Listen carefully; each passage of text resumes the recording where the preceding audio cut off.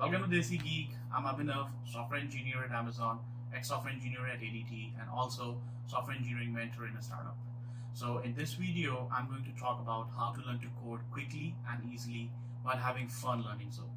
So just to give you a quick answer, I honestly find building a website to be the best way to achieve this goal. Why? So let's assume you want to learn how to do swimming or you want to know how to do skiing. The best way to do it to actually get into the pool and do it right way. So similarly with the coding, you have to do it yourself. Sure, there is online resources, there is online reading materials and reading books, but it can only take you somewhere. The best way to go far and go it fast and achieve it is by doing it yourself. So if you want to be a top coder, stick to this video till the end, because I'm going to number one, recommend some good programming languages. Number two, tell you some good online free resources where you can go and learn how to code. Number three, tell you specific kind of projects you need to focus on. Number four, show you one of my projects I worked on. And number five, close it by showing you why all this is important. So a lot of talk, let's dive into it. Number one, programming language. So programming languages, the very first programming language that you should be a friend of is JavaScript, because there is a number of important reasons you should learn and master JavaScript. First, according to Stack Overflow, it's the most commonly used programming languages for 9 years in a row. Second, it's essential for developing web front-end frameworks like React, Angular, and third, you can be a full stack developer by using Node.js as your backend framework.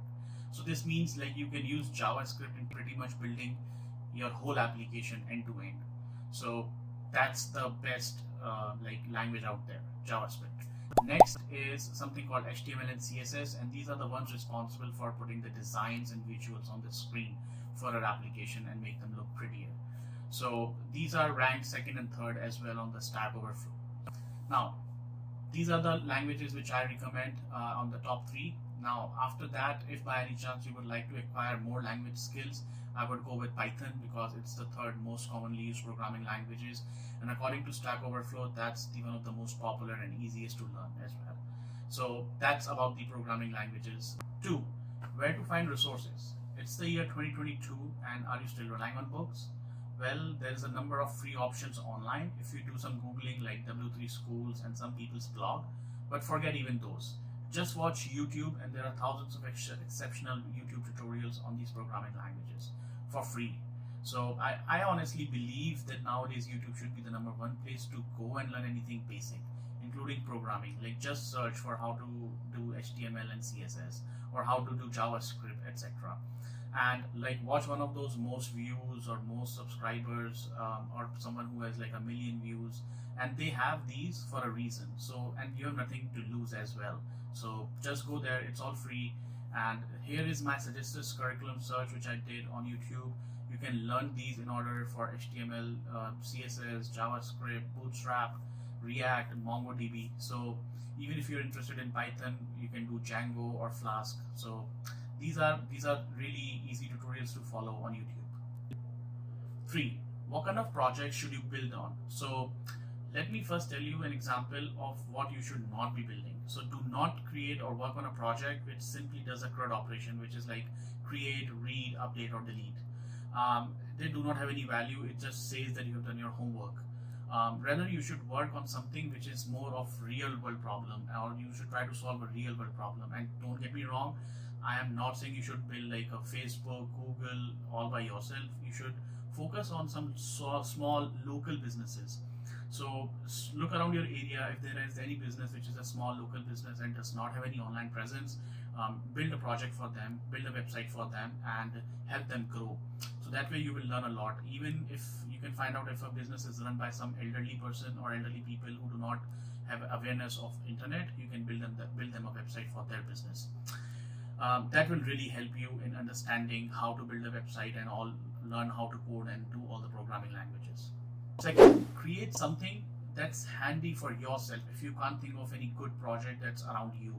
So like something practical which you need in your daily life. For example, if you are writing notes, which are manually writing notes, suppose you need to do a grocery shopping, so you write notes on a paper, build a web application which you and your family members can share.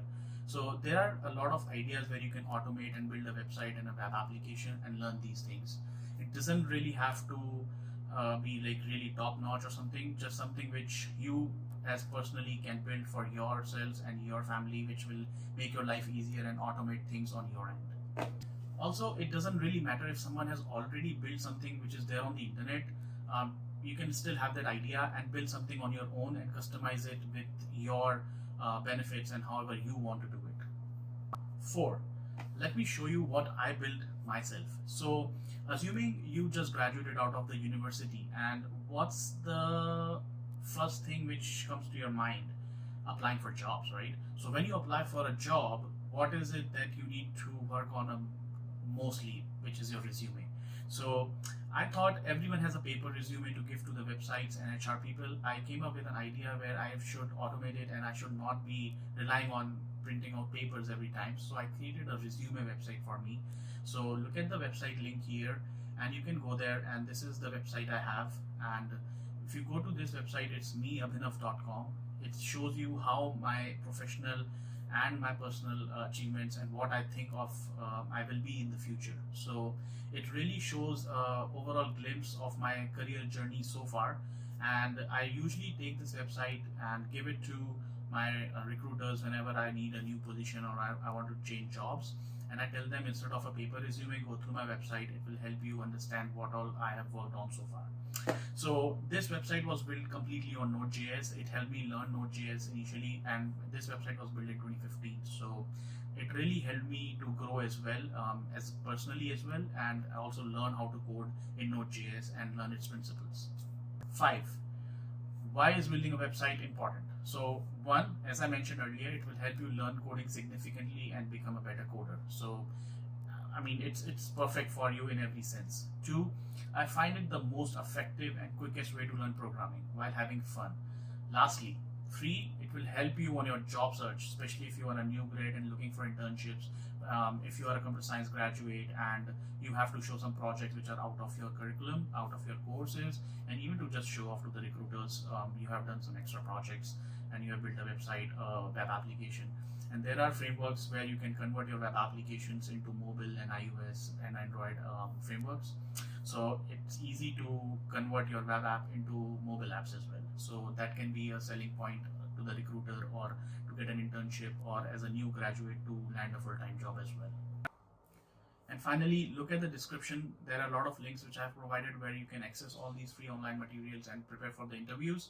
And basically there are 3 major steps. 1, grind lead code to prepare for an interview. Number 2, ace the technical and coding interviews. And number 3, subscribe to the channel for more such videos and pick my brains on how to be successful in software engineering. Thank you.